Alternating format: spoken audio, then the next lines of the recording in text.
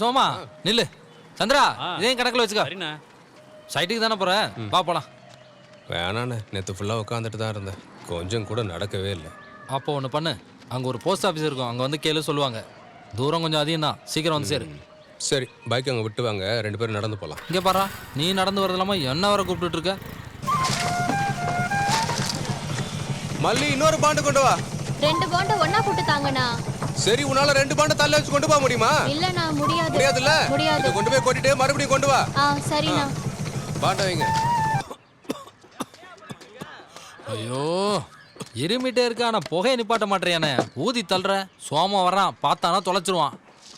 சோமம் தானே வரான், கடவுள் ஒன்றும் வரலையே. உனக்கு இருக்கு பீடி தானே இலை தம்பி.